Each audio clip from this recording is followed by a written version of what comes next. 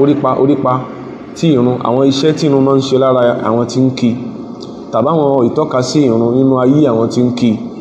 So ká tó máa sọ pé ìrun máa ń ṣe báyìí nínú ayé àwọn tí ń kí, a gbọ́dọ̀ really convince ara wa ní tó fi já sí pé ìrun la gbọ́dọ̀ máa kí. Ibi tá kọ́ ti bẹ̀rẹ̀ nìyẹn. Òdodo ni pé there are several narratives nípa tí ó ń jẹ́ ìtumọ̀ as-salatu, pàápàá jùlọ lọ́dọ̀ àwọn tí wọ́n yìí ṣẹlẹ́sìn Islam tán sì gbà ìpá wọn náà jẹ́ the people of the scriptures. Wọ́n gbà pé kò ní ìdí kásẹ̀ sọ pé a fẹ́ sàlù, wọ́n máa ń sọ bẹ́ẹ̀ ni o, kò ní ìkásẹ̀ wọn sọ pé a fẹ́ sàlùwàlá, pé a fẹ́ sọ pé a fẹ́ mọ́ bá a ṣe máa ń ṣe yẹn, kò ní ìdí kéèyàn rúkú, kò ní ìdí kéèyàn ó forí kanlẹ̀. Ṣùgbọ́n in tí a ní sọ pé in tán sọ ò rí bẹ́ẹ̀, àwọn ò ní sọ bẹ́ẹ̀, ṣùgbọ́n àlàyé wa ní ó já mọ́ òdodo ọ̀rọ̀. Òdodo ní pọ́lọ́run tó ní wá nínú èdè tọ́lọ́run fi àdírẹ́sì àwọn ará ayé síwájú ànábì sallallahu alaihi wasallam tó dẹ̀ tó fi àdírẹ́sì àwọn ará ayé nígbà tánábì emerge. Onígbólóhùn tọ́lọ́run fi ọlọ́run nínú tí gbólóhùn as-salatu máa ń túmọ̀ sí náà ní àdúà. Kí wọ́n sọ pé mò ń bẹ lọ́hun ẹgẹ́ tí ń sìn o, gbólóhùn tí wọ́n sọ pé mò ń kírun yẹn náà ni mo lè sọ́nú èdè. Usalli lillah, ìtumọ̀ ni pé adé Allah, ó lè túmọ̀ bẹ́ẹ̀. Ọlọ́run tó ní wá náà bá wa sọ orí èdè báyìí. Wọ́n lásì máa ń sọ fáwọn èèyàn yìí pé sometimes tá bá tẹ́ àlámọ̀rí kí ló gbọ́dọ̀ jẹ́ ìpìlẹ̀ ẹ̀sìn, kí lẹ̀sìn gbọ́dọ̀ pè wá sí tó wá fẹ́ dá wàhálà alẹ̀, ní ta máa ń sọ ni pé ẹ jẹ́ á padà sí ìpìlẹ̀ ẹ̀sìn wa. Ọlọ́run sọ fún anú ayé nínú Kùránì pé wa ma ikhtalaftum fihi min shay'in farudduhu ila Allahi wa rasulihi. Tẹ́ bá fẹ́ yapa ẹnu lórí nǹkan kan náà lámọ̀rí ẹ̀sìn, ẹ dá padà sọ́dọ̀ Ọlọ́run. Bó l'Ọlọ́run ṣe sọ, bó l'Ànábì ṣe ṣàlàyé, bẹ́ẹ̀ lámọ̀rí ìròyìn náà. Ní ààyè kan nínú Kùránì Ọlọ́run sọ pé ó ń sọ fún Ọlọ́run sallallahu alaihi wasallam nígbà tó sọ̀rọ̀ tí ìgbà sàkádọ̀ náà yàn. Ọlọ́run ní khudh min amwalihim sadaqa tutahhiruhum wa tuzakkihim biha wa salli alayhim. Táfùn gbogbo téèyàn lè máa advance ní argument tó fi rò pé òfin ní kírun bá a ṣe ń kírun, tó rò yìí pé bá a ṣe ń kírun yẹn kọ́ ni wọ́n reveal fóun àbó nǹkan ní mẹ́sẹ̀jì ànábì tóun, gbogbo téèyàn lè máa advance láwọn argument yẹn lámà. Ọlọ́run ní ó ń ṣe Ọlọ́run sọ̀sẹ̀lẹ̀m khudh min amwalihim, gbogbo owó ẹ̀kọ́ náà sọ pé kó o fi yọ zaka, gbogbo owó rẹ̀ kọ́ min amwalihim, portion kan nu property wọn gba zaka ń bẹ̀, tutahhiruhum wa tuzakkihim biha, zaka tó gba yẹn tutahhiruhum, ó fi fọdúkìá yẹn mọ́ kó bí ìbínú Ọlọ́run, wa tuzakkihim biha, ó sì fi fọ ẹ̀mí wọn kó mi kan láhun. Ẹ ń bá láhun tó bá ń lo ọlá lónìí tó sì láhun, ó lè mọ́ lọ́lá lọ́la. So ahun ogun kan ni ahun nínú ẹ̀mí ẹni tó ní. So wá ti gba property lọ́wọ́ wọn ní zaka, ṣàdúà fún wọn, àmì ó fi fọ àkọ́kọ́ property wọn kó bí ìbínú Ọlọ́run, kí yóò fi fọ ẹ̀mí wọn kó bí ahun. Wa salli alayhim sẹ́tìrì. Gbólóhùn salli alayhim ni pé wad'u lahum, wá ṣàdúà fún wọn. A ṣe pé as-salatu nínú èdè, inú nǹkan ọ̀nà tọ́lọ́gbà àdírẹ́sì wa, a máa túmọ̀ sí kíni o, a máa túmọ̀ sí ká ṣàdúà. Ṣùgbọ́n tọ́lọ́ máa sọ̀rọ̀ pé as-salatu bi-nisbati ila anbiya'ihi wa rusulihi, tó máa sọ̀rọ̀ nípa ìrun tó lo gbólóhùn as-salatu yẹn níbàámu sí àwọn ànábì rẹ̀, Ọlọ́run fẹ́ kí wọ́n sin òun ni o. Ṣẹ̀gbá àti clarify point yẹn sí. So àti mùsùlùmí tí ń sọ fún wa pé ìrun ò necessary lọ́dọ̀ tó rárá àwọn tó wọ́n sọ ẹ̀, even ulama yataqawwaluna hakadha, àwọn àfáà kan máa sọ orú nǹkan báyìí pé ìrun yẹn ò nítumọ̀ sí gbàdúrà Ọlọ́run pé òun dẹ̀ sọ pé òun ṣàdúà. Láàjú làwọn tí nǹkan bá ń ṣe lórí minhum, kátà sọ pé ọ̀gọ̀rẹ́ tí kò rí Islam ẹ̀sìn àwọn ànábì Ọlọ́run tàwọn sọ̀rọ̀ pápá àmọ́ kírun ó lè mọ́ lọ́dọ̀ tó báwọn sí máa ń ṣeré. Ẹ wá lọ wo ìpìlẹ̀ láti sọ̀rọ̀ pa ìdè ìpìlẹ̀ tọ́lọ́n fi sọ̀rọ̀ tírà tọ́lọ́n sọ kalẹ̀, ẹ máa rí ìtọ́ka sí nípa pé òkè bá a ṣe ń ṣe náà ni àwọn tí wọ́n náà ní heritage náà ń ṣe. Bọ̀ torí àbòsí ọmọnìyàn tó tira rẹ̀ bọ̀ tó kó náà sì ni yóò jẹ̀rán ẹ̀dí táwọn consequences àbòsí yẹn bá dé nìjẹ́ kẹ́lómi fẹ́ wò pé kò fẹ́ identify with that with which we identify. Pé sí bẹ́yìn ni ẹ̀yin lẹ máa ń forí kanlẹ̀ lẹ́ka sọ pé a sọ nípa àsọ́lá gan fúnra rẹ̀ tàbátí a kò ní lẹ́vù pé ìrun túmọ̀ sí àdúà a sì pé a ti wà ní náhíyà àsọ́láti al-ibadiyya aw at-ta'budiyya abọ́sábálá ìrun lábálá ń tàà sí kí ní o a sì pé ka adatin li ta'abbudi ìrun gẹ́ bí irinṣẹ́ ta lè fi sin lọ́hun bó ní ó ṣe wá jẹ́ òun àfà sọ pé as-salatu ibadatun tatadammanu aqwalan wa af'alan makhsusa ó ti yàtọ̀ sí bó ṣe ń tú wọ́n ní ṣe rí ìrun ìjọsìn kan ni tatadammanu ó kó sínú aqwalan ó láwọn gbólóhùn tá a máa ń wí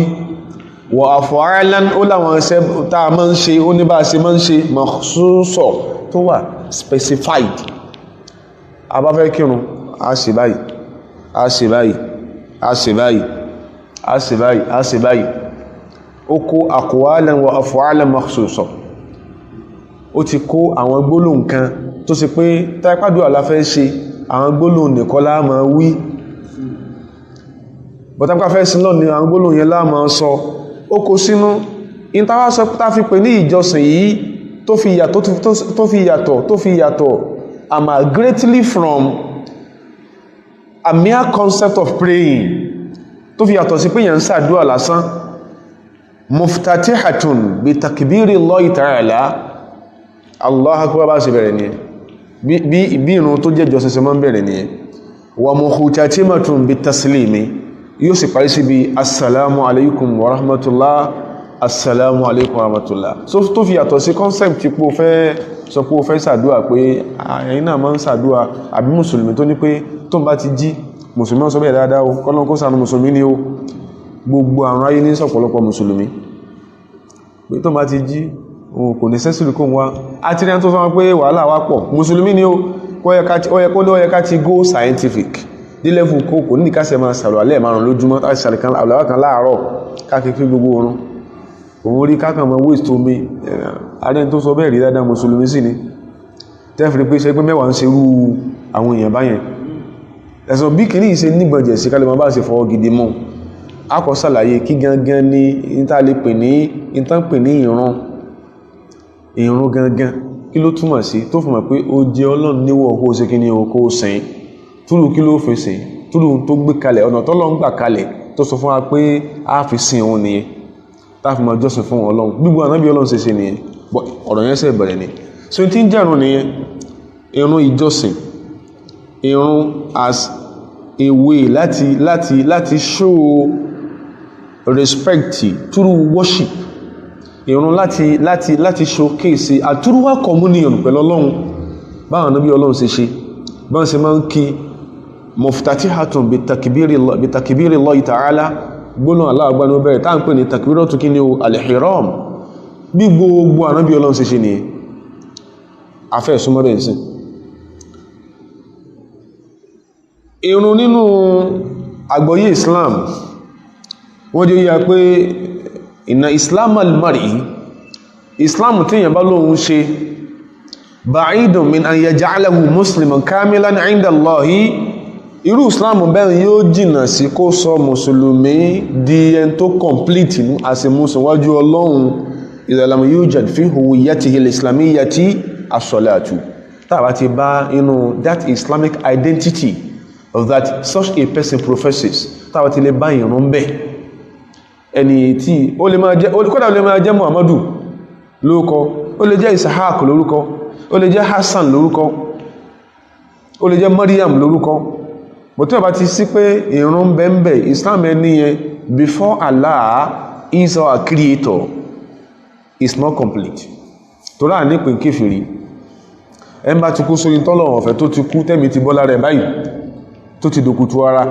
ní ẹlẹ́mọ́ sọ pé ńgbà lábọ́jọ́ tí a sin lọ́hun ìdájọ́ tọ́lọ̀ sọ pé tí ò bá ti sin lọ́hun tí máa ń rí yóò máa rí gbẹ́yìn tó sì ń bẹ láyé ẹnu rẹ̀ ọgbà ó kó pín kéfèrí ó ẹni tó sì ń lọ tó ń bọ̀ láyé ẹnu rí ọgbà kó pè ní kèfèrí ẹnu rí ọgbà kó pè láwọn orúkọ tó mọ́ ń pè yẹn torí pé ẹ̀mí ò tí ìbọ̀ lára ẹ̀ ẹ̀mí ìbọ̀ lára ẹ̀ o ẹ̀ṣẹ̀ bẹ́ẹ̀ nìkan ló pa Hamza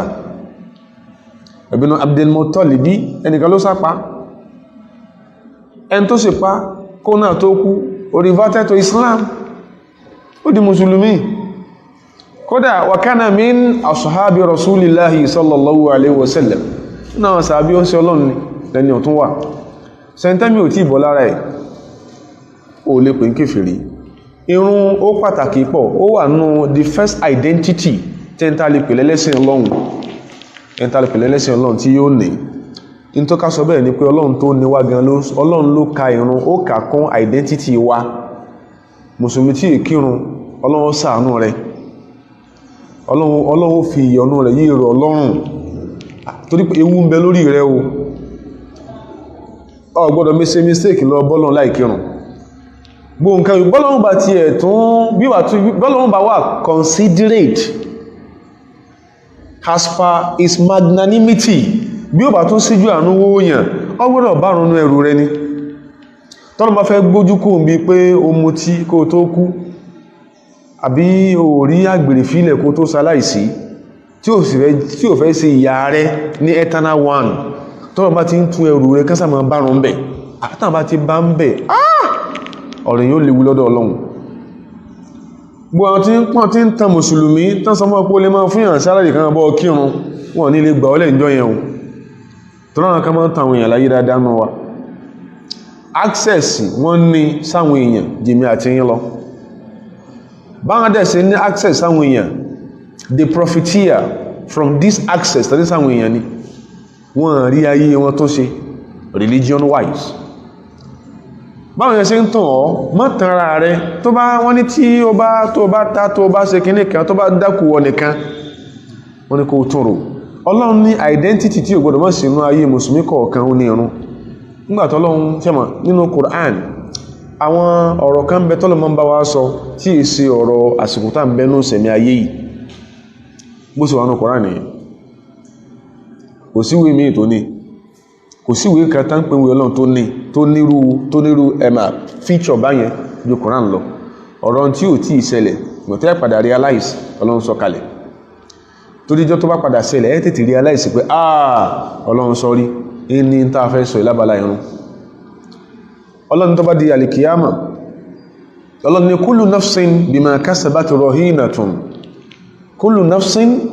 rahinatun bima kasabati ó lè sá fún tó ṣe láyé wọ́n mú ọbí àtàmà sóyàn má di ẹrù èèyàn ni ẹ̀mí kọ̀ọ̀kan láàfi dógbò tí tó bá ṣe ń ṣe láyé gbogbo kálukú ṣe ń ṣe yìí ọ̀rọ̀ ọ̀nà à ń sọ kátún digress a bit bóńkálukú ṣe ń ṣe bó ṣe ń sun family yìí ná tó ṣe ń sun Nàìjíríà ná tẹ́yìn kó pè súrú tẹ́sí mítìn pé lọ́jà àwọn kan gbébì kan kẹ́fí lè mé ìkówó túrú ẹ̀ bó ṣe ń pé súrú tí ò ń kaná jó family yìí ìwọ ìkaná ní kaná jẹ́gbọ́n ìwọ ìkaná ní tọ́rọ̀ bá dàrú tó ń wà kọ́rọ̀ bá bó ṣe ń ṣe yẹn Ọlọ́run bọ́ rìkọ́ọ̀dẹ̀ bó ṣe ń ṣe láwùjọ bó ṣe ń ṣe ibi tán ti gbà òṣìṣẹ́ tó jọ́gaṣẹ́ bó ṣe ń ṣe sára àdúgbò máa ṣe kullu nafsin bima kasabat rahina kódà àtẹ́ntọ́ lọ́wọ́ padà foríjìn Ọlọ́run fi tó ṣe hàn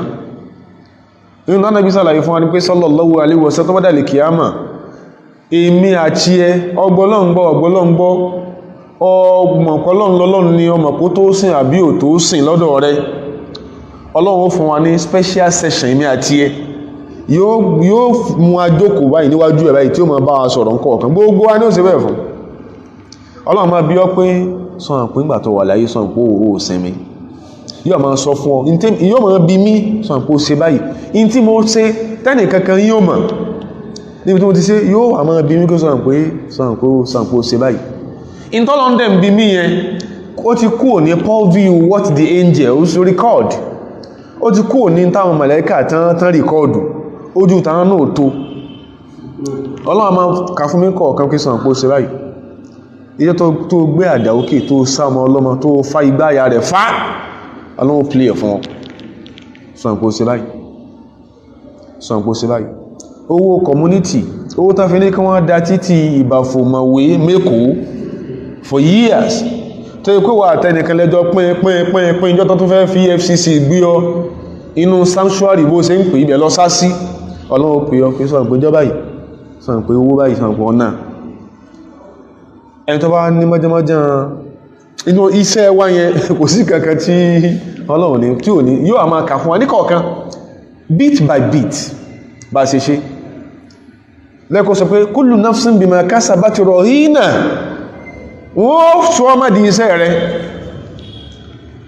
ẹmọ́dẹ̀ sọ ọmọ di iṣẹ́ rẹ̀ yóò ṣe kí ni o yóò jíyànú lọ́ẹ́kọ́lọ́n sọ pé illa ashabal yamin àfahàn tọ́lọ̀ ń bá kádàrá kan fi ọwọ́ ọ̀tún wọn gbàwé sí olóore wọn fi jannatin yatasa'alun àwọn yẹn ni tán fi ọwọ́ ọ̀tún gbàwé sí olóore wọ́n wà ní àwọn ọgbà àlìjánná yatasa'aluna anil mujrimin man humul mujrimun nígbà táwọn ọmọ àlìjánná kọ́lọ̀ ń ṣe mi àti ń bẹ̀ kọ́mọ̀ yọ kó mẹ́ láíláí a máa bèèrè anil mujrimina ń pa àwọn ọ̀daràn kan àwọn criminals manuhum ulaikal mujrimun àwọn wà láwọn criminals yẹn àwọn ma wò wọ́n ma lú ẹnu odò náà a máa bèèrè pé àwọn wọ́n àwọn eléyìí kí ló sàwọn eléyìí kí ló sàwọn eléyìí kí ló mú wọn a máa bí pé ma salakakum fi saqara kí ló sọ yín dé èrò náà sàkárà ó nílù ní jẹ́ sàkárà ẹ̀rín ẹ̀ ń pa mí ó kọkàn náà ó kọ jahannama ni ma salakakum fi saqara kí ló sọ yín dé èrò náà saqara qalu ọmọ náà mọ̀ fún alẹ́sì wípé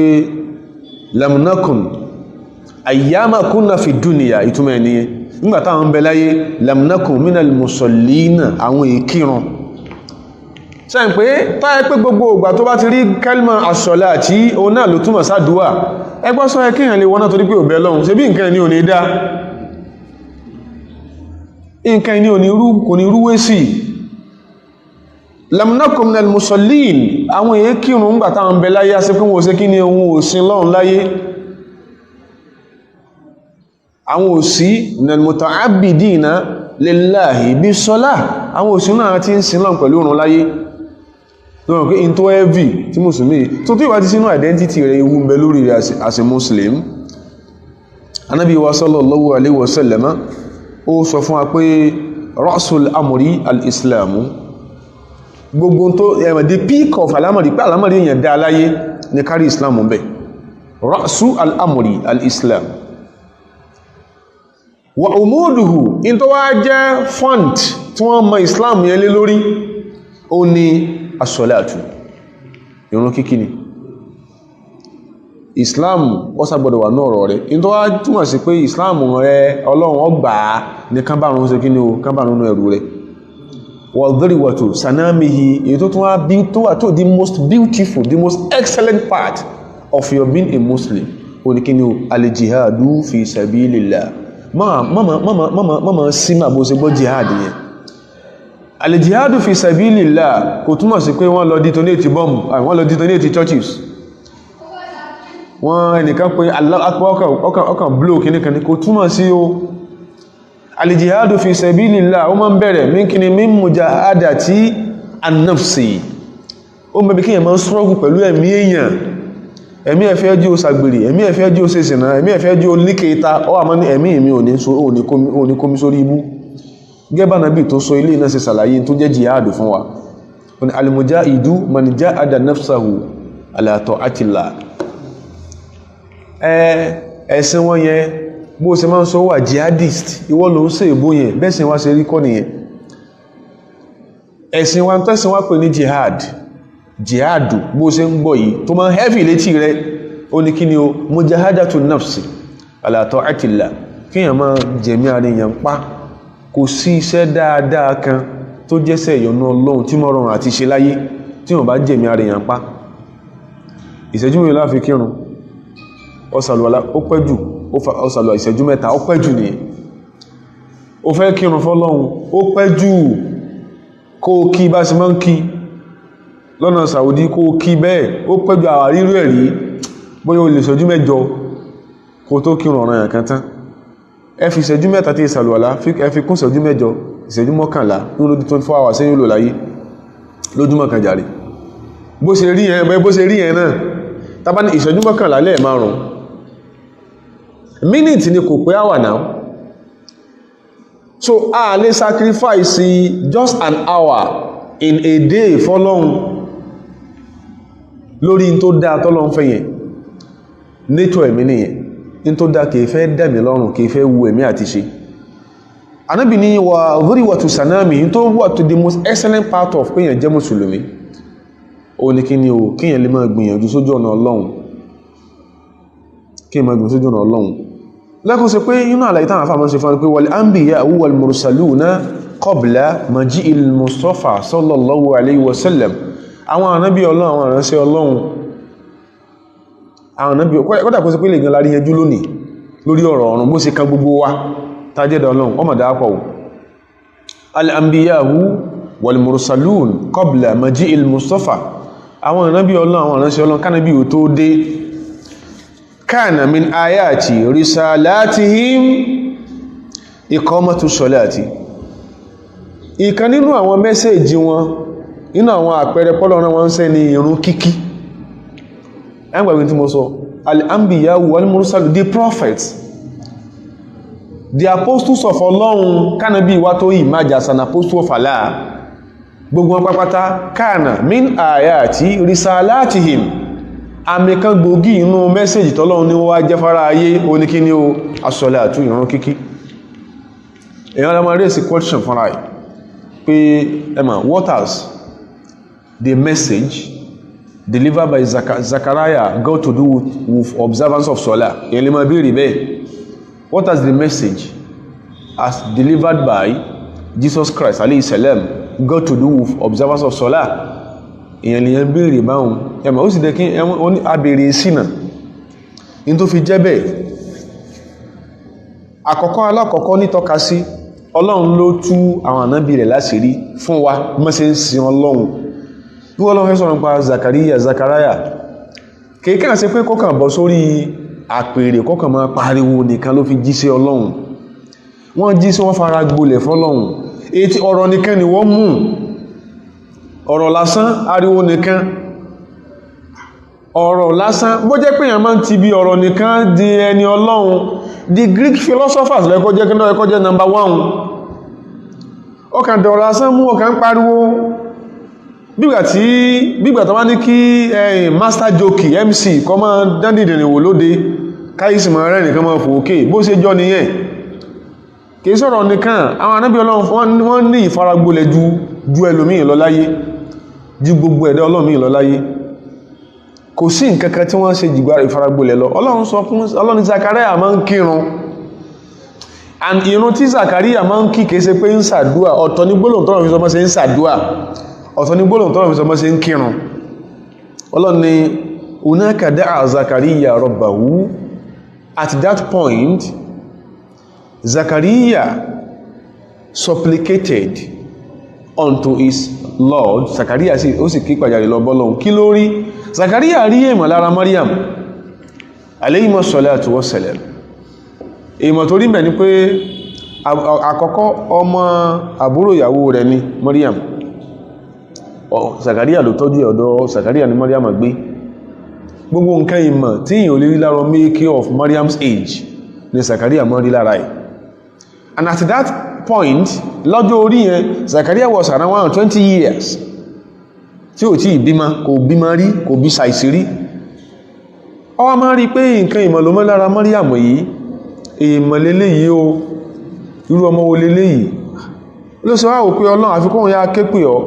ló sì ní qala rabbi habli min ladunka dhurriyatan tayyiba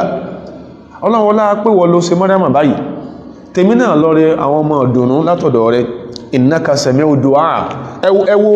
ẹwọ Qur'an ẹwọ exposition Qur'an lórí terms méjèèjì Ọlọ́run ló gbólóhùn àdúà Ọlọ́run ló gbólóhùn yusalli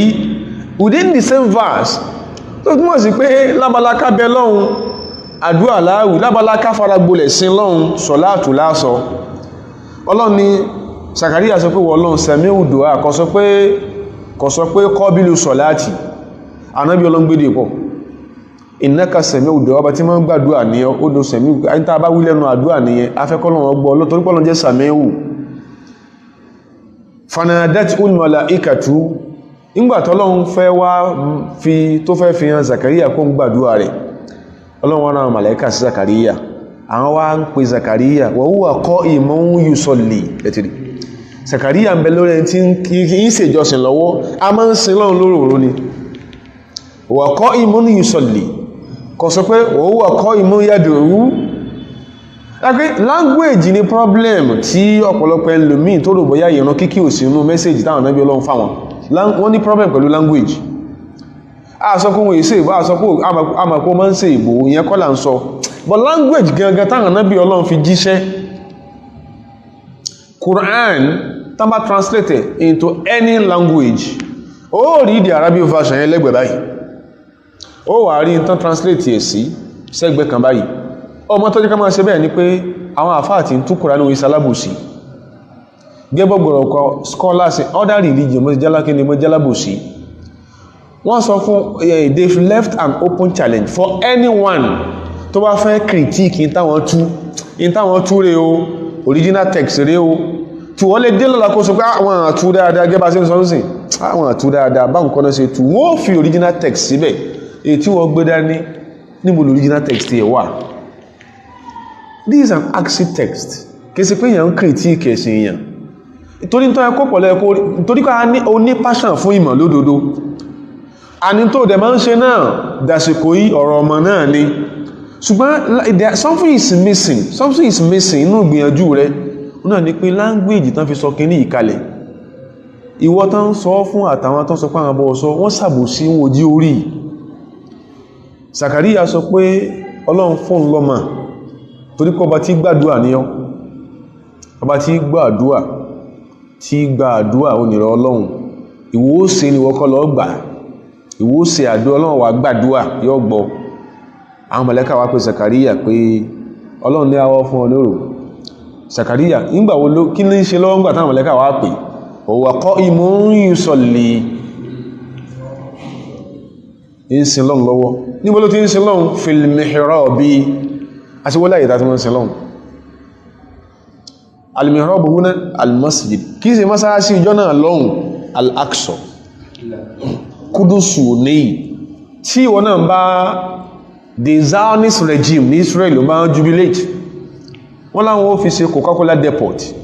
ó dẹ̀ mọ̀nú grand plan ó tún jubilate ó dẹ̀ sọ pé you are a religious person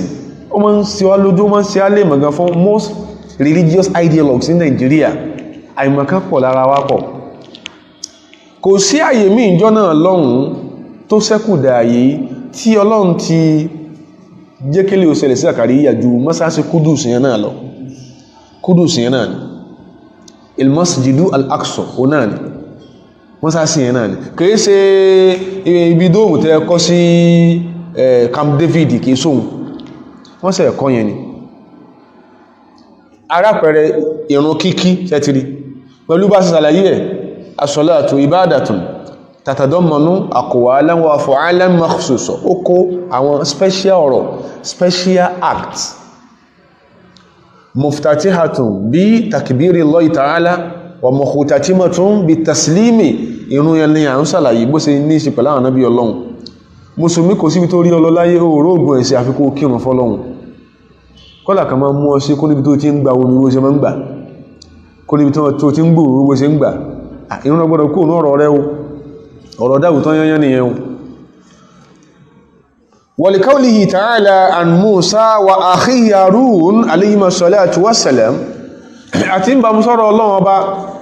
tó ń sọ fún wọn nípa Moses àti ẹ̀gbọ́n rẹ̀ Harun tí wọ́n na máa ń pè ní Harun Ọlọ́run sọ mọ́ sí sin lọ́run fún wa túrù ìrun kíkí Ọlọ́run ní nígbàtí wàhálà kọfíù ó mú Moses àti Harun àtàwọn ọmọ Israel ní Egypt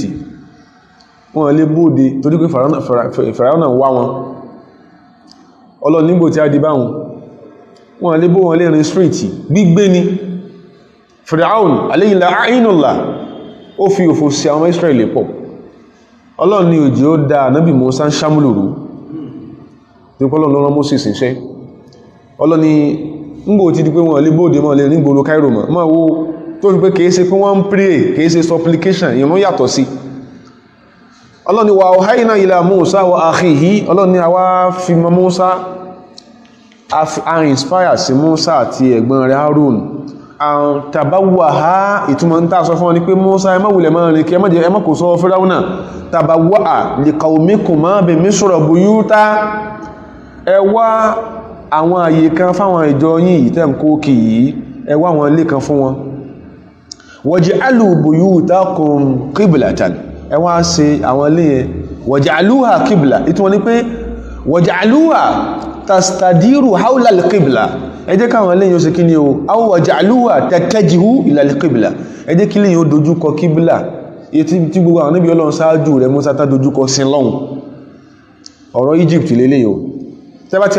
jẹ́ káwọn ilé yẹn fèsì ibi táwọn níbi Ọlọ́run dojúkọ sin lọ́hùn Ọlọ́run ni wa aqimu ssalata ẹ wá máa kírun ọ̀rọ̀ Moses àti Aaron ní inú Quran chapter 10 surah Yunus verse 87 Moses àti Aaron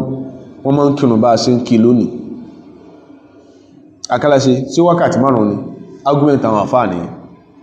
bòyí máa ń kí ṣé ó ti ní ṣé mẹ́rin ni wọ́n kí ṣé mẹ́ta ni ṣé méjì ni argument àwọn àfáà ní tí wọ́n máa ń kírun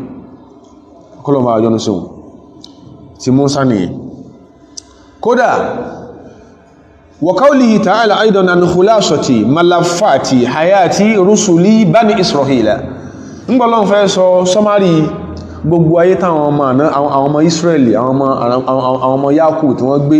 Ọlọ́run fẹ́ summarize ayé wọn Ọlọ́run fẹ́ jú yá pé irun kíkí very elementary inú ayé tí wọ́n gbé Ọlọ́run ni wa najaynahu Ọlọ́run sọ̀rọ̀ with regard to Abraham alayhi salam tó bá ti kànú Kùránì tó bá ti sọ̀rọ̀ tó bá ti lè mention ànábì kan tó bá mention Lot tó mention ẹ̀ má ànábì kan tán padà dákọ̀ ànábì ọ̀hún Abraham ni wọ́n sọ wọ́n na jáiná wọ́lọ́ ni Allah Abrahamu wà lóòtọ́ àti lútù ilal ardi allati barakna fiha liberate wọn kúrò ní oòrùn Mesopotamia Allah wọn kúrò ń bẹ̀ akún wọn lọ sí ilal ardi allati barakna fiha akún lọ sílẹ̀ tàà fi bùkún sí níbo nílẹ̀ náà Palestine Damascus ibẹ̀ Allah wọn lọ lẹ́yìn liberate wọn lọ sí lẹ́yìn ilẹ̀ tàà fi bùkún sí ilẹ̀ alamina fáwọn tó já wọn olùsìnlọ́wọ́n àsìkò náà wa wahabna lahu Ishaqa wa Yaquba lẹ́yìn ìgbẹ̀lá tó gbàdúwà Ibrahimu abun ní Ishaqa bí Isaac abun Isaac ní Yaqubu bí lọ́ni wahabna lahu Ishaqa Ibrahim ló bí Isaac wa Yaquba nafilatan a tún wá fi Yaqubu ṣe ní ọmọ fún Ibrahim bọ́nà sí sọ̀tán yẹ fún wa nìyẹn wa kullan ja'alna salihina ìkíní kejì àti Ibrahim àti Ishaqa àti Yakubu lásì ní ẹni rí wa ja'alnahum a'immatan alọ́nà sí wọ́n ní olùdarí yahduna bi amrina tó sì pé àṣẹ wọn fi ń jú ara ayé níwe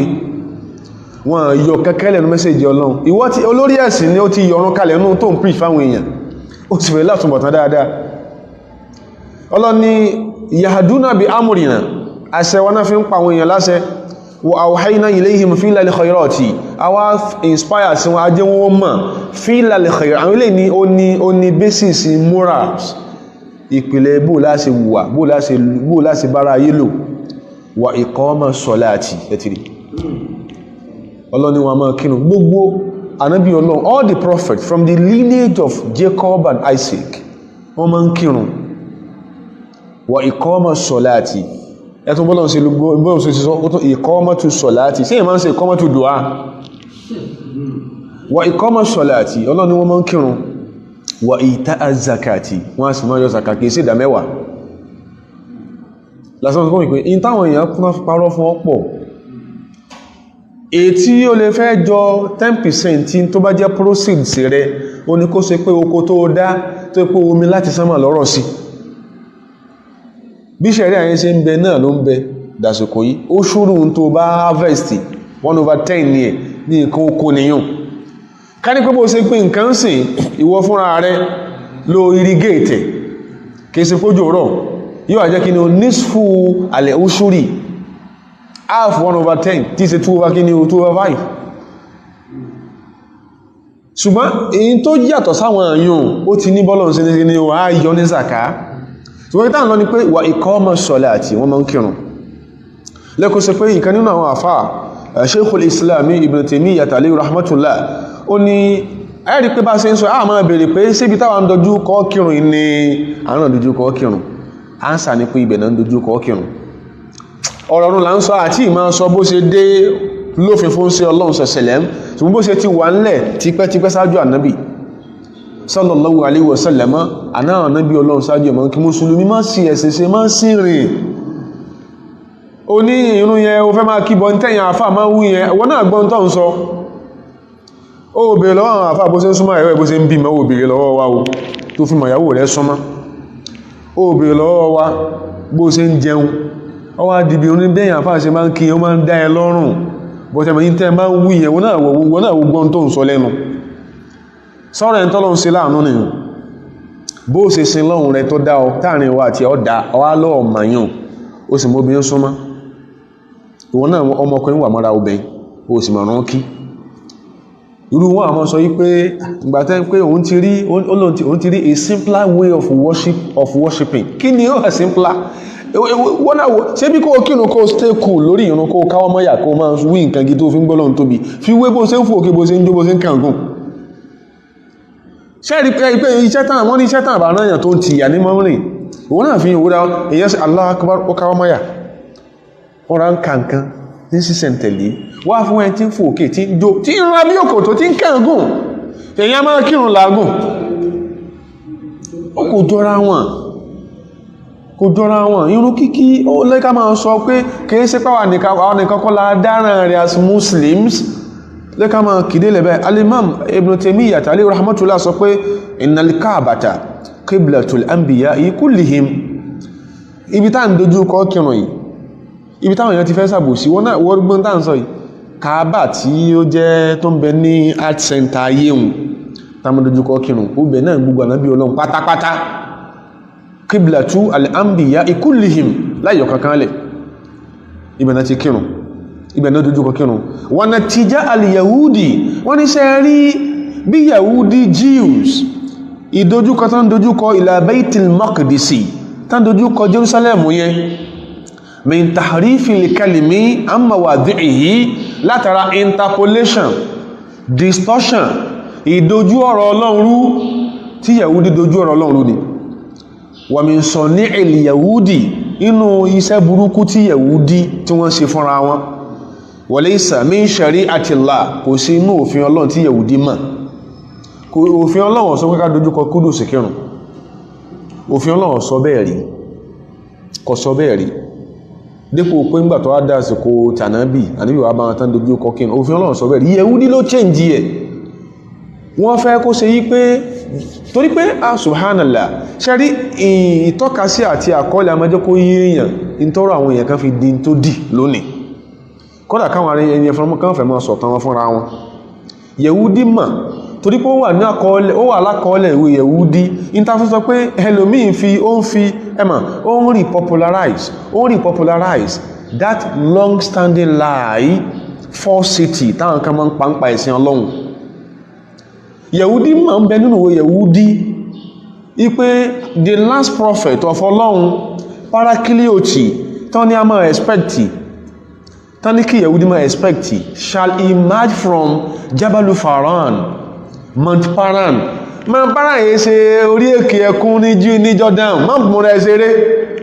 orí òkè ẹkùn kọ lọ bí biblical exegetes bí biblical geographers wọ́n sọ bí tí Mount Paran wà fún ọ Mount Paran wọ́n mọ̀ bí tó ń bẹ fún ọ Mount Paran ibi tí ó yẹ wípé ànábì ó ti ìmáàdì Mount Paran ní Mákà ló ń jẹ́ bẹ́ẹ̀ wọ́n dẹ̀ sọ pé nù wọ́n pé yóò padà migrate wá sí Yathriba Madina ń bẹ́rù rẹ̀ ìwúrí bẹ́ẹ̀ ó bẹ́ẹ̀ tó bá fẹ́ kànra mọ́ díẹ̀ kákan sọ díẹ̀ lọ́ka Deuteronomy chapter 33 verses 1 to 2 wá ṣèwádìí fúnra rẹ̀ lórí ẹ̀ Deuteronomy chapter 33 verses 1 to 2 wà sincere pẹ̀lú ra rẹ̀ wá original language tí wọ́n sọ ọkàn pẹ̀rẹ̀ scholar ní olódò ní ọ wá original language tí wọ́n sọ pé kí ní ó ń jẹ́ Mount Paran lọ́wọ́ wà lọ wá tọ́ka wá kẹ́ngbà tó bá migrate around the chapters and several of the verses in Genesis ó padà rí pé hintan sọ Mount Paran ṣàgbọ́ sọ pé kìí ṣe bẹ́ẹ̀ oníbákà kò í ṣe ó ní value of ó pè ní value of kìíní kan òkè ẹkún ní Judah ibi tán sọ pé tí Ishmael ti kan omi inú Genesis yẹn náà òkè ẹkún ló wà sókè ẹkún ni Ismail ti kan omi inú Genesis tí ẹsẹ̀ rẹ̀ fi kan omi tó mi fi ń sàn sókè ẹkún nìyàn náà wá àwọn tó wà glaring ọ̀rọ̀ ọ̀nà là ń sọ àsìkò ń bẹ̀ bí irun bó ṣe ń bọ̀ nìyẹn Al-Imam Ibn Taymiyyah sọ pé Yẹ̀wúdí ló yí tó fi dàbí ìpé ìbò náà kọjú sí Yẹ̀wúdí ló yí ibi tọ́lọ ní ó kọjú sí ọ̀nà alámọ̀rí kí ni ò kí yá dojúkọ kíblà kírun anábí ọlọ́mọ ń kírun ká tó tún síwájú torí ẹlòmí àwọn sọ pé no ó ló ń distort tí wọ́n sọ fáwọn ẹjá àjọ gbọ́ra wáyé èmi ń sọ̀rọ̀ based on a particular language tán fi rí fílẹ̀ ẹ̀sìn kan bòdẹ̀ ń rí fáyẹ̀ sí ẹ̀sìn mìíràn tó náà lédè tí ẹ̀ tó ẹgbẹ́rọ ọmọ wá ń pa ọgbọ́dọ̀ mọ èdè tán fi rí fílẹ̀ ẹ̀sìn ọ̀hún kó tó lè sọ pé mò ń parọ́ kìí sí èbó wọ̀wọ́ gan kò sí tí translator ò lè pè ní pé kò tí ò lè pè ní translation sí wọ́n bá gbébè tó ń translate bọ̀ ọ bá gbọ́ tọ́wà tí wọ́n yóò parọ́ fún ọ but ẹgbẹ́dè tó ń translate bá wà kalẹ̀ báyìí tó wà kalẹ̀ báyìí hàn tọ́wà ló ń translate báyìí tí wọ́n náà sì mọ èdè tìín ó lè mọ́ sọ pé àbí ń parọ́ àbí ń sòdodo adémọ́jẹ́mọ́jẹ́ ọ̀run kíkí tàbá sọ pé ń bẹ nínú Old Testament yóò mọ́ bá jiyàn pé Old Testament là ń sọ mọ́jẹ́mọ́ ọ̀run kíkí bóò ló sì jẹ́ ní Ọlọ́run tó ní sin lọ́hùn ọwá ní ẹ̀mí ní everything has to do with your soul sóòlù òsìwó sóòlù kọ ìyẹn máa fara gbolẹ̀ fọ́lọ́run ni ìyẹn fara gbolẹ̀ fọ́lọ́run ìfaragbólẹ̀ yẹn ní ìjọsìn yóò ṣe wá di pé kí ẹ̀mí connect mọ́ Ọlọ́run nígbàtí ìfaragbólẹ̀ bá jẹ́ fatihu arin tó jọ nínú bó ṣe jọ́nú èdè yẹn la fẹ́ sọ ìtorí pé language yẹn la fẹ́ kà ẹni tó ń sunkún kí tó fẹ́ kú tó fẹ́ para ẹ̀ this is an Arabic Bible tó wọ́n fi ìbò kọ́ sí mi mọ́kọ́ sí lábá lọ́kọ́ Gideon International ló kọ ilé wọ́n máa wo beauty tó ń bẹ ń bí kéèyàn rí original language máa kà ó mọ̀ rí òdodo tí ó mọ̀ clear sí ọ yàtọ̀ sí ìtàn tí bọ́ translate kalẹ̀ mọ́jẹ́mọ́jẹ́ àwọn ọmọ àwọn ànábì Ọlọ́run sáájú ànábì Ọlọ́run sí kí ni wọ́n máa ń kírun adémọ́jẹ́mọ́jẹ́ ọ̀run nínú tí a kó kalẹ̀ iná ìwọ̀n náà ṣe tó oye bó tán kó òjò kó tètè realize ọ àmọ́ rí tọ́ka sí yẹn nígbà bá ń kà ní mọ́ sí kọ́lẹ̀ ládùúwá ń sìn torí ọmọ ẹ̀yà Aramaic kìníkíní o Arabic language wọ́n sọ̀rọ̀ ọ̀run Injil lóòkọ́ Gospel Luke lélẹ̀ Injil lóòkọ́ Gospel Luke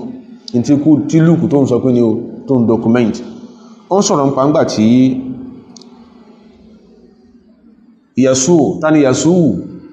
nígbà Ọlọ́run pè yẹn ní Yísá àwọn èèyàn dá nǹkan rú láyé wọ́n sì dá sàárì ara wọn rú wọ́n dá lìkẹ́ àmọ́ ara wọn rú Ìsá ń jẹ́ yálà in the Aramaic language tán fi pè yẹn àbí ń gbà tánà bí Ìsá tó ń sọ̀rọ̀ rẹ̀ fún wa in Arabic Ìsá náà ní jẹ́ Ọlọ́run pè Yasu rí ó sàṣọ pé Yasu ok Yasu wa kharaja wa mada I'm reading from the Bible in its Arabic form wa kharaja wa mada Luke sọ pé Ìsá bóòdé lé Jesus Christ ó bóòdé wa mada kàlàádàtì gbogbo ló yẹn kò sẹ ìjọ tó I'm reading from Luke chapter 22 from verse 39 wọ́n náà sí kìí ṣe péjọ yẹn nìkan sọgbé tí wọ́n gbá mọ́nà lọ́jọ́ gbogbo lọ sàdúwà kàlàádàtì as usual àti ibi tí Jesus ń lọ ilé ibẹ̀ ní ti lọ́wọ́n ṣe kí ní ti wọ́n lọ́n kírùn ó bóòdé ń lọ gẹ́bó ṣe máa ń ṣe gẹ́bí ìṣesí ẹ̀ ila jabali az-zaitun lọ sókè Ọlọ́run sọ pé wà tíìnì wà zaituni wà túrí sinin Ọlọ́run ni ó kù sí mo bí tíìnì mo fi òkè tíìnì èso tíìnì mo fi búra wà zaitun mo fi èso zaitunu láti máa yọ olive oil Ọlọ́run mo fi búra wà túrí sinin mo fi that Mount Sinai tó ń ti bá Musa sọ̀rọ̀ Ọlọ́run mo fi búra ibi tí wọ́n ti máa ń stop kí lọ́lọ́run sọ Ọlọ́run wa hadha li baladil amin wọ́n á fi Mákà náà búra bó ṣe wà ní ìwé John náà nìyẹn ṣùgbọ́n gbà tó máa fẹ́ translate fáwọn tó ń kàlẹ̀ èbò yóò kàn yọ wa hadha li baladil amin yóò kàn yọ kú yóò ní message Moses àti Jesus has nothing to do with Muhammad. Lẹ́ka ká original language. Ẹ̀rù ó bà ọ́ bẹ́rù ṣe bá fún Pastor Matthew Oyewole. Ẹ̀rù bà pé ṣé ń bẹ wọ́n lọ ń bẹ. The Higher School of Biblical Studies ló lọ ní Greece làṣírí ti tú. Kó lọ́rọ̀ ẹ̀mí bàbá yẹn. Wọ́n kà fún ni, wọ́n kà fún from this ìwé tá ń ká wọ́n kà fún. Wọ́n dálẹ̀ orúkọ ànábì in the Christian Bible, wọ́n dálẹ̀ àyàn báyìí. Ahmadu náà pé ẹ̀rù bà Matthew Oyewole, ẹ̀rù bà. Ó ní tẹ́ẹ̀dẹ̀ sọ ikò rí bá sí preach ẹ̀ Nàìjíríà lásìkò pé ṣẹ́rẹ́ tí ó na kankan tí ń lagídí lórí irọ́. Àwọn tó ní ọmọ sẹ́lẹ̀ ìkẹ́mọ́ pé tọ́lọ̀ ń bá dé sí oyún tó ọmọ gbódòdó ni lagí lórí irọ́. Gideon International ló print ilé Arabic Bible tẹ́tìrí àwọn ló print yẹ Al-Injilu Al-Muqaddasu bó ṣe pẹ̀lú Al-Injil Al-Muqaddas, the Holy Bible. Al-Ahdu Al-Jadidu, the New Testament. Isa kó dínlé ka'adatihi ila Jabal Zaytun lọ sórí òkè ibi tán ti máa ń háfẹ́ sí èso Zaytun ni. Wa tabi'ahu aydan talamidhuhu, àmọ́ kéwù ẹ̀sẹ̀ kíni wọ́n tẹ̀lé. Ngbò wá débẹ̀ walamma sara ila al-makan, ngbò dá èèyàn wọ́n sọ fáwọn èèyàn torí pé ó fẹ́ lọ demonstrate bí èèyàn ṣe ń sin lọ́n fún wọn. Wọ́n sọ fún wọn pé torí ó ti bẹ̀rẹ̀ sí ṣe nǹkan ó wá strange sáwọn tí wọ́n tẹ̀lé. Wọ́n sọ wọn pé sọ́lù a ṣe pé sọ́lù kama ra'aytumuni usalli, ẹ jẹ́ máa ṣe bí mo ṣe ń ṣe yìí kay la tadkhulu fi tajribati kẹ́mọ́ lè bá wọ wàhálà. Matthew chapter 22 verse 39 ni mo kà dé verse 40 wọ́n náà lọ́kà èmi ń kà ní language tí o rògbò wọn dé kọ́ sí kó lè bá mọ́ ìtumọ̀ di richer meaning tó ní gẹ́gẹ́ yàtọ̀ sí bí ó sí ń kàlẹ̀ ìbò. Kí ló lè mú sọ fún wọn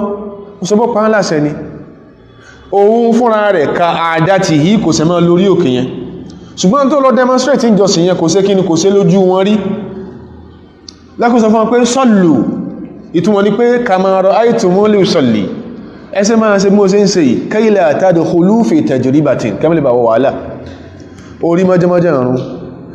sátẹ̀wọ́ ní ń pa ṣéjó ní jóbó sí ń jó sí ran bí òkòtò sí ń tajìta kí ló ní wó ṣe ó ní wó kírun. Mùsùlùmí tí nǹkan ọba yí ọ̀nà ẹ̀sìn ìbéèrè ó sábẹ̀rẹ̀ bó ṣe ń ṣe bísínẹ́sì tó fi ń mẹ́kọ̀ owó, má jẹ́ kó di bí ọ̀rọ̀ Ọlọ́run, má jẹ́ kọ́rọ̀ rí ọ́dàrú bí ọ̀rọ̀ Ọlọ́run. ńgbà ayé rẹ̀ tó all business tycoon ní all magnate ní ó béèrè tó fi ń ṣe èyí tó ń mẹ́kọ̀ owó. Ọwá ń sọ tó àti Ọlọ́run ó ní pé technicality ti pọ̀jù ní Islam yẹn. Islam ẹ̀sìn Ọlọ́run kí ló technical ń bẹ̀? Àkáǹtì Luke lákàí, àkáǹtì Matthew ní tí Matthew chapter 26 verse 39 ojú oyè àpọmọ́jẹ́mọ́jẹ́ pé wọ́n máa ń kírun ànábì Ọlọ́run from this same Gideon's Bible náà. Wọ́n ní Jesus Christ alayhi salam ó ń fìlì pé nǹkan fẹ́ ṣẹlẹ̀ òun kò feel comfortable, kí lóun lè ṣe ọ̀dà ọba bóde ńlé níbo ní lọ. Ó ń lọ sáàyè tó ṣe pé ó fẹ́ lọ ti sàdúà. Bó ṣe ń lọ wa akhadha ma'ahu Butrusa Peter wa bani Zabadi, two sons of Zebedee. Bó ṣe kọ́ sílẹ̀ ní ìbò náà nìyẹn, two sons of Zebedee wọ́n di mélòó, wọ́n di mẹ́ta. Wa butada yazanu wa yakta'ibu,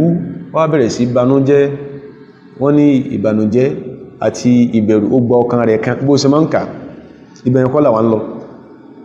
Faqala lahum, wọ́n sọ fáwọn mẹ́tẹ̀ẹ̀ta tán jọ wà mẹ́ pé nafsi hazinatun jidda, ó ní my mind is seriously sorrowful, ẹ̀mí mi bàjẹ́ gan, hatta al-mauti, kódà ó bàjẹ́ débi pé bí kó wọ́n kú ní ìsìn ìgbà tí bá mi jẹ́ ṣẹlẹ̀ sí.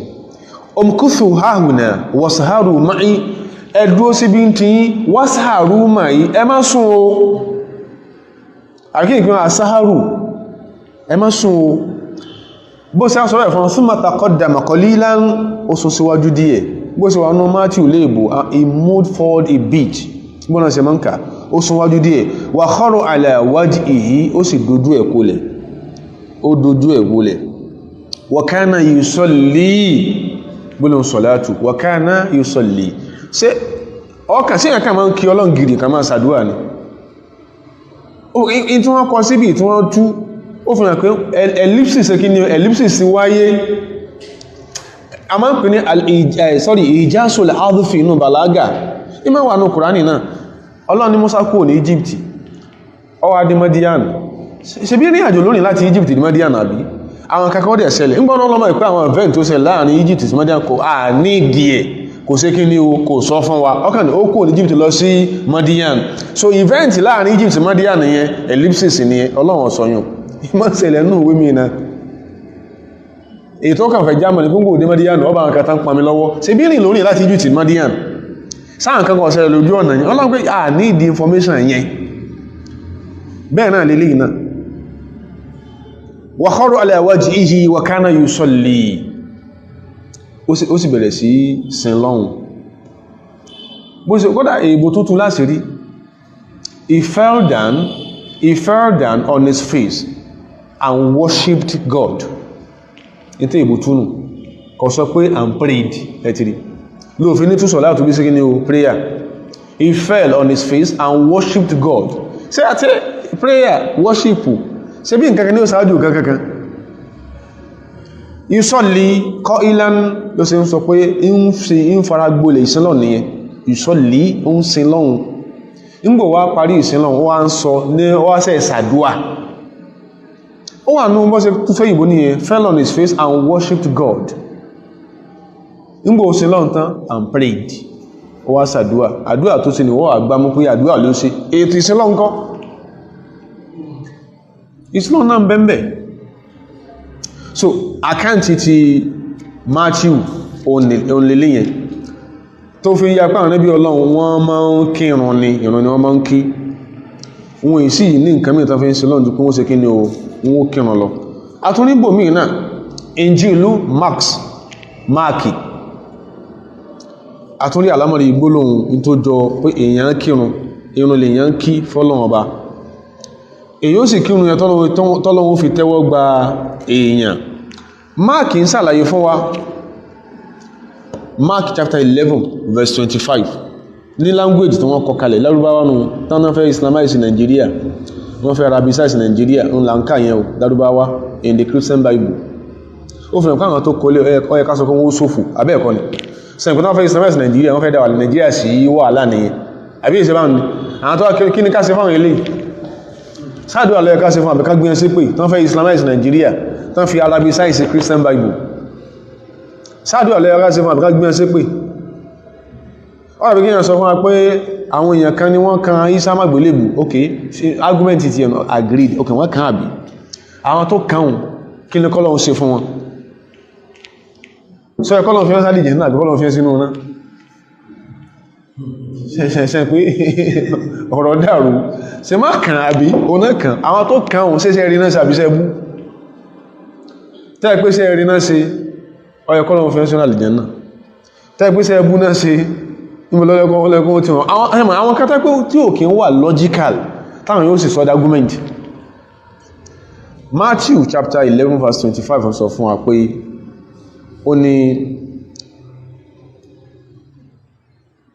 ó ní Ìsá ń sọ fáwọn ọmọlẹ́yìn rẹ̀ ó sọ pé wọ́n ti ń bọ̀rọ̀ bọ́ wá ní lidhalika aqulu lakum ìdí ẹ̀ tí mo fi máa ń sọ fún yín báyìí pé kullu ma tatlubunahu gbogbo tẹ́ ẹ máa ń béèrè lọ́dọ̀ Ọlọ́run hinama tusalluna nígbà tẹ́tìrí kullu ma tatlubunahu hinama tusallun ní tẹ́ máa ń béèrè lọ́dọ̀ Ọlọ́run nígbà tẹ́ bá ń sin ni fa aminu àwọn tanaluhu ẹ nígbàgbọ́ pé ọwọ́ yóò ṣe kí ni ọwọ́ yóò bá kullu ma tatlubuna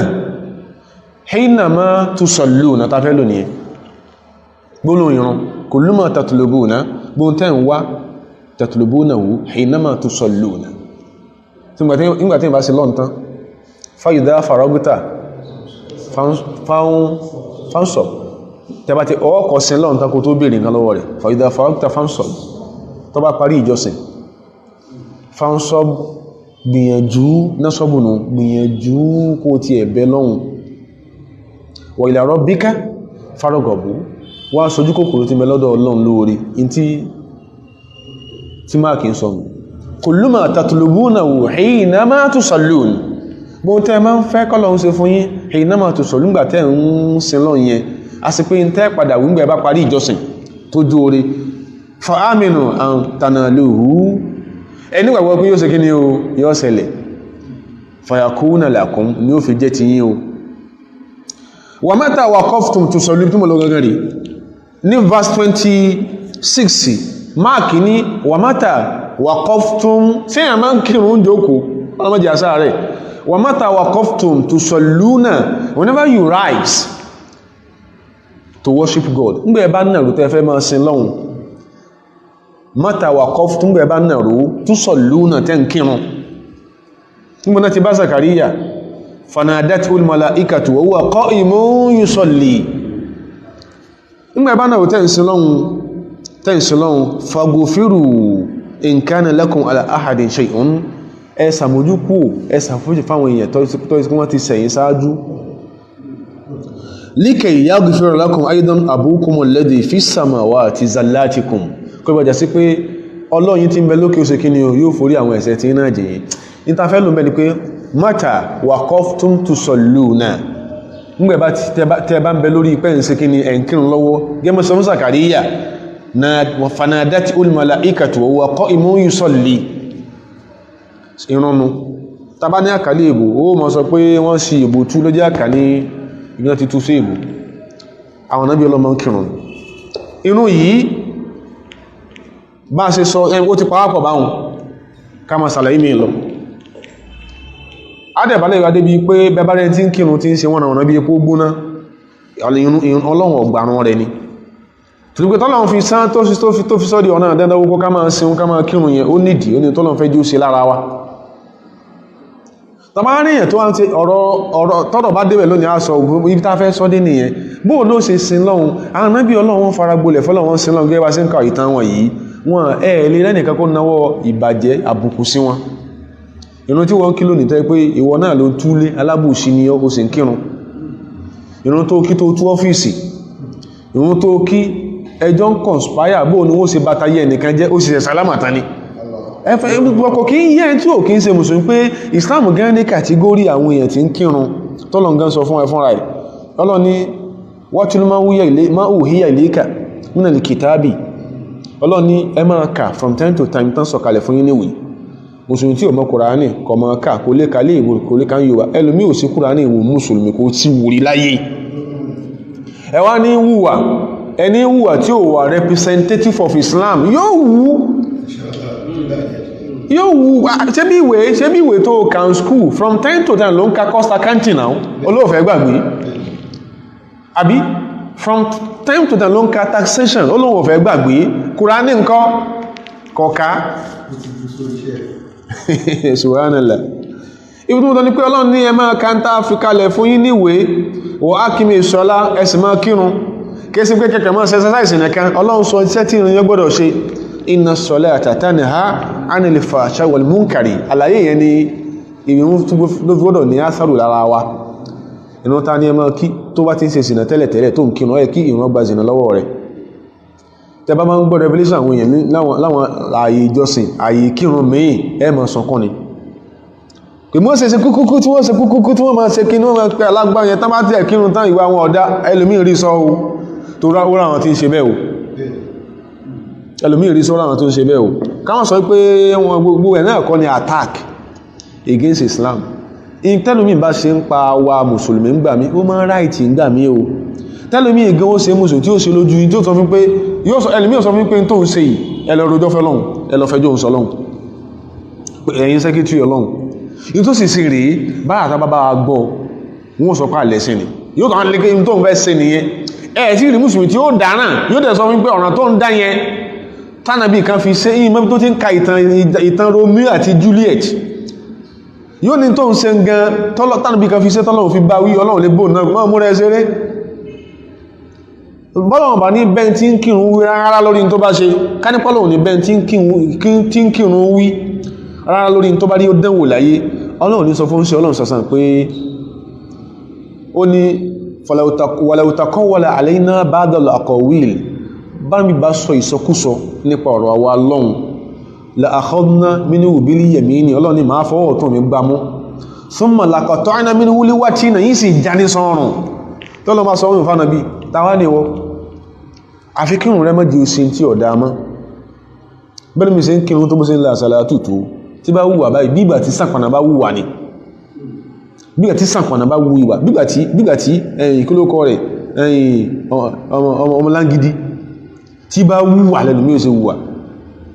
ọ̀dá sára lé kò dá sẹ́rù ọ̀nà kò dá sẹ́bí kò dá sọ́kọ kò dá kẹ́kẹ́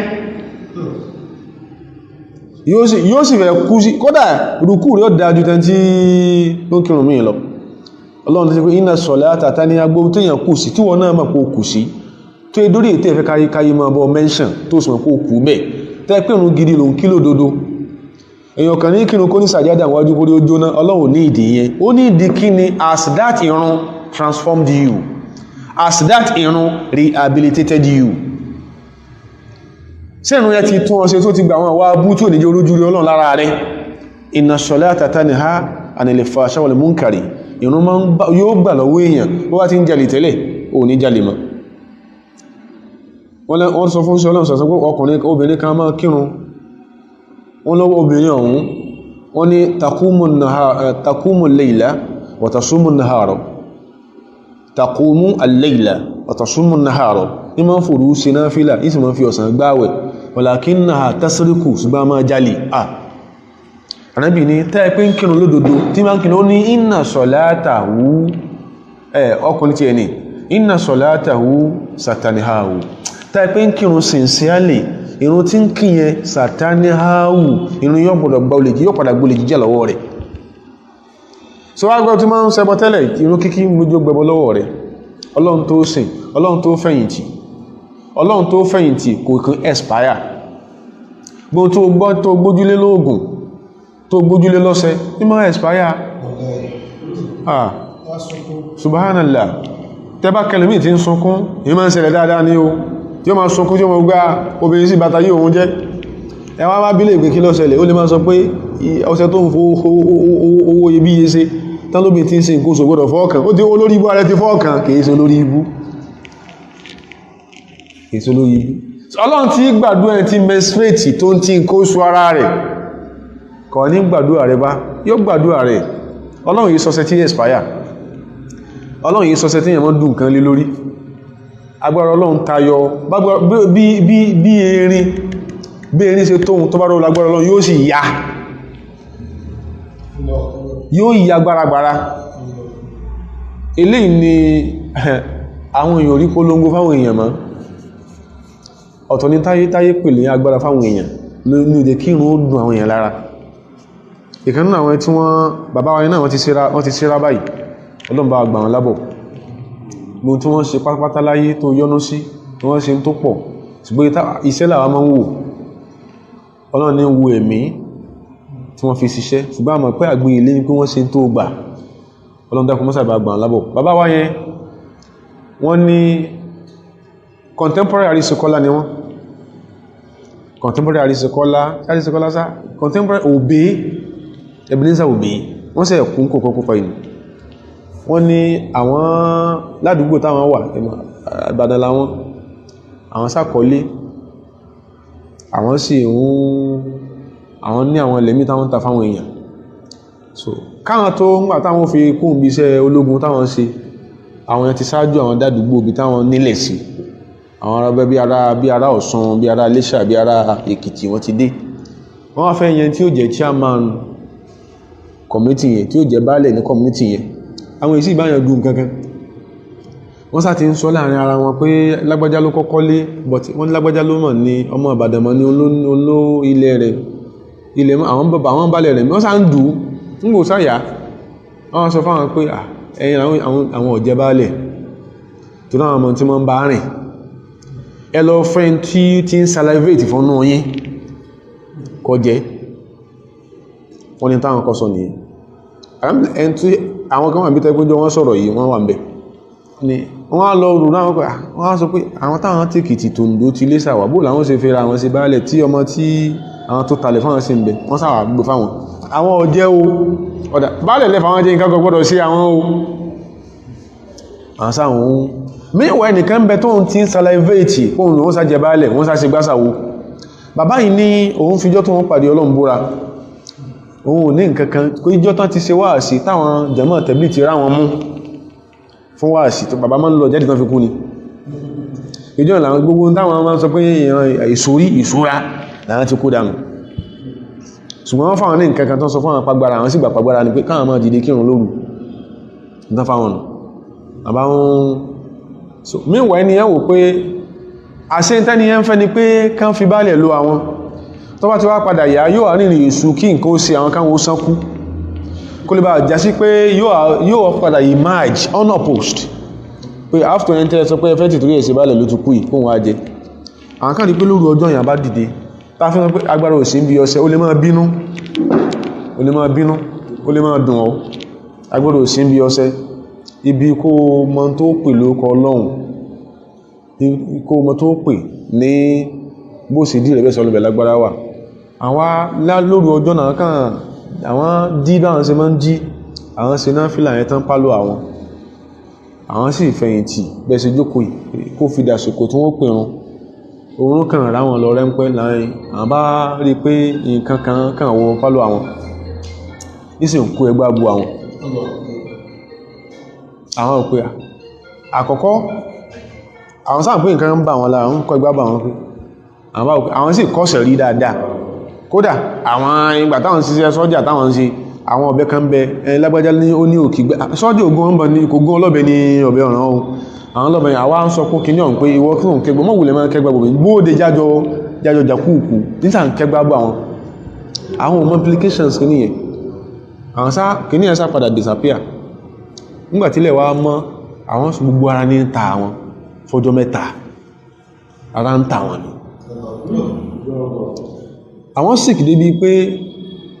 àwọn sáàsọ fún àpá ẹlọ́bá àwọn kàǹkan fún àwọn sáà kàǹkan fún wọn láàrin ọjọ́ kẹta náà fi sick yẹn gbogbo ará àdúgbò ní wá kí wọn except ẹnìkan tí àwọn sọ yẹn nígbà tó wá ń jọ́ kẹta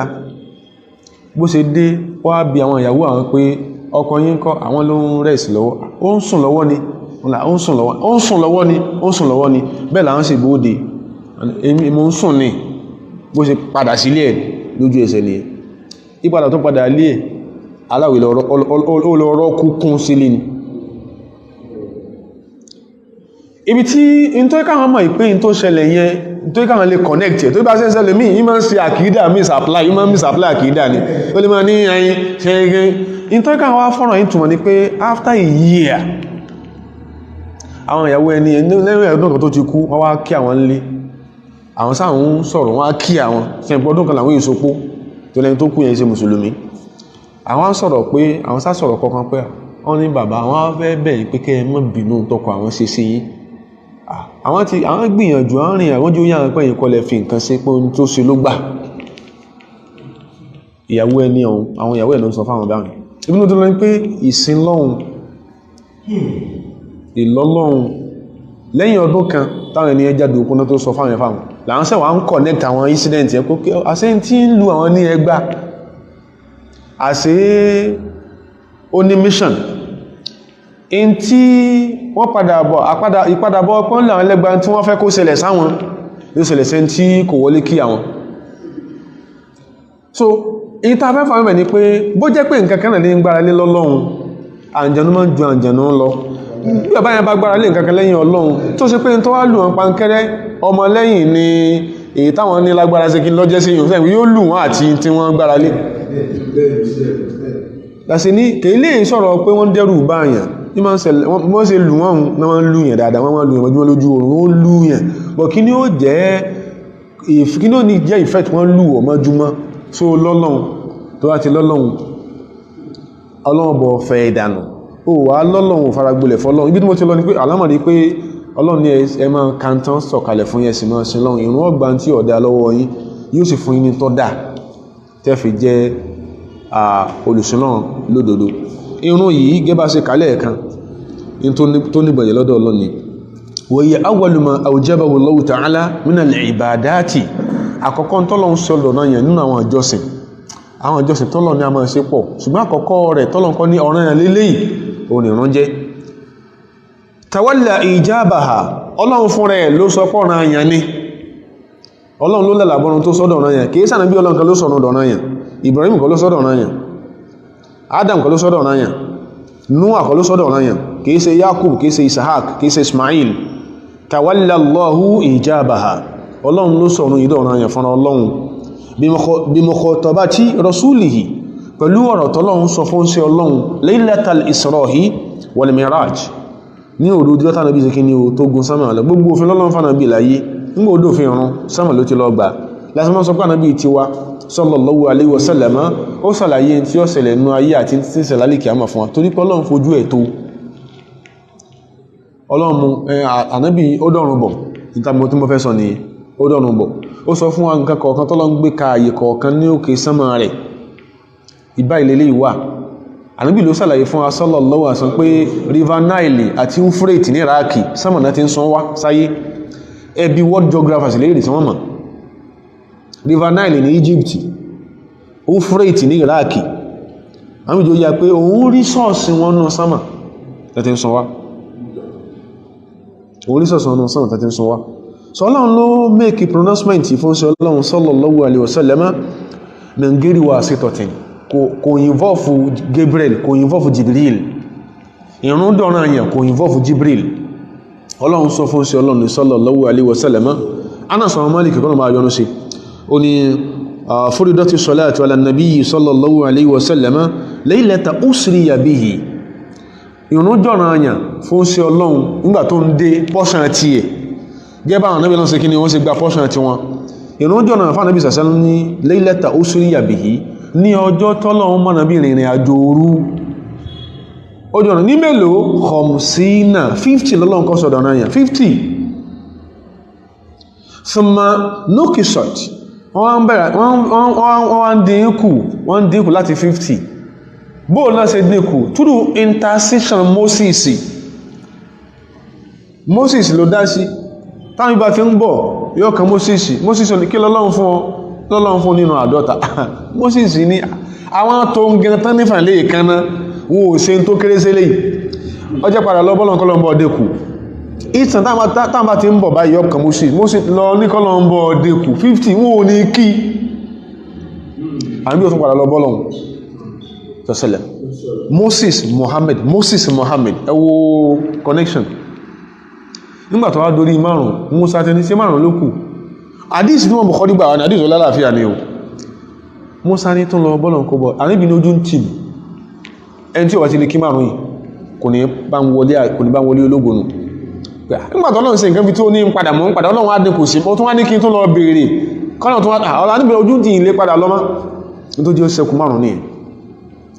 Nukisot wọ́n dínkù hatta ju'ilat khamsa tí tán fi ṣe ní 5 wákàtí 5 tán kíyẹn.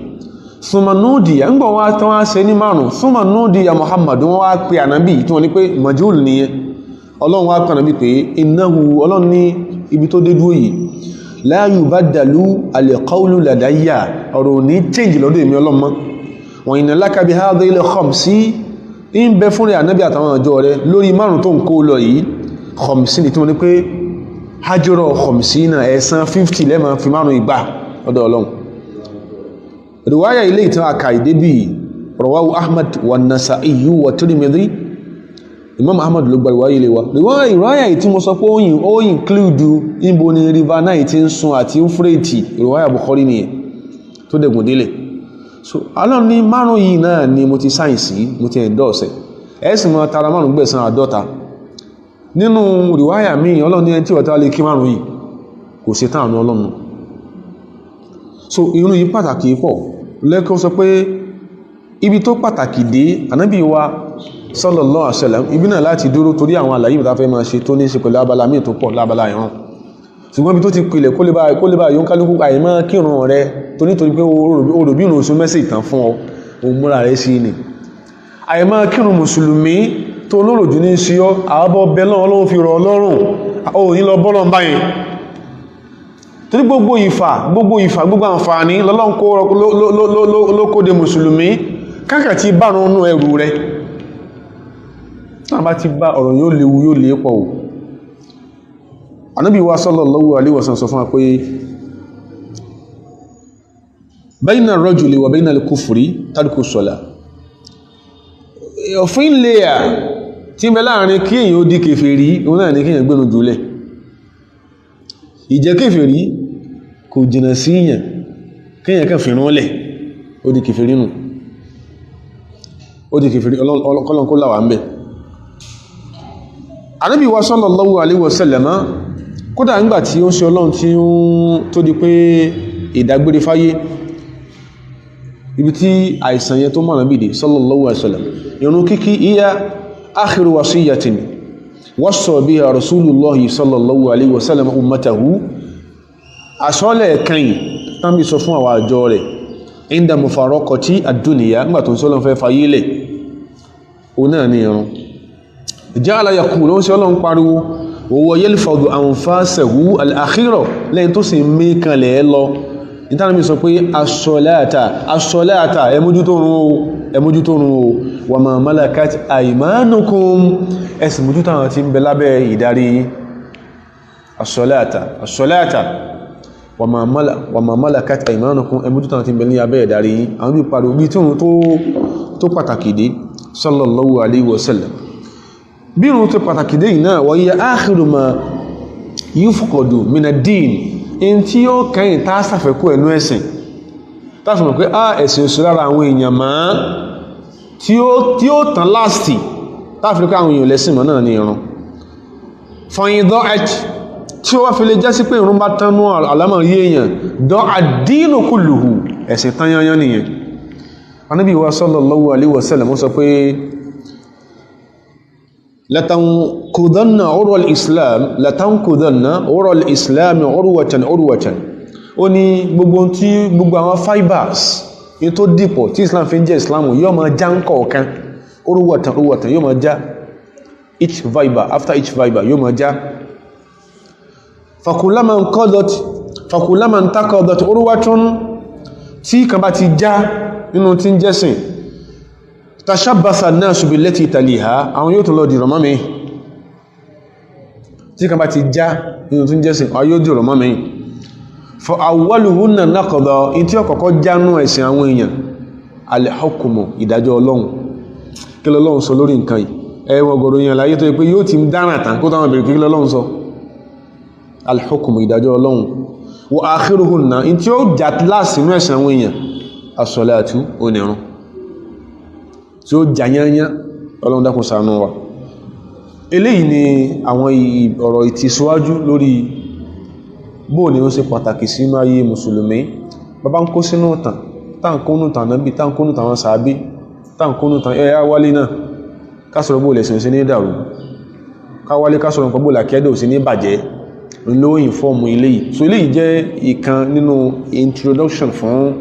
bó ni ìrun wà àwọn míì tó rọ̀ mọ́ lálàyé tí dórí tí ma ń bí wà láàrin wálẹ̀ Yorùbá ẹ̀yàn kọjú sí kíblà wọ́n sásì kan ti pẹ́ wọ́n chíjì kíblà rẹ̀ ẹ̀yàn kan sọ pé iṣẹ́ táwọn bàbá wá ṣe ẹwà dànù àwọn tó wá dojúkọ bẹ kírun tó ti á kún kọ́ sẹ́wọ́n wà wọ́n náà ni gbogbo àwọn àlàyé báyẹn a ṣe pẹ̀lú ògo Ọlọ́run gbélé ìtàṣí lẹ́sìn lọ́wọ́ mọ́sí lókun ìtàṣí láyé Ọlọ́run subhana rabbika rabbil izzati amma yasifun wa salamun ala al-mursalin walhamdulillahi rabbil alamin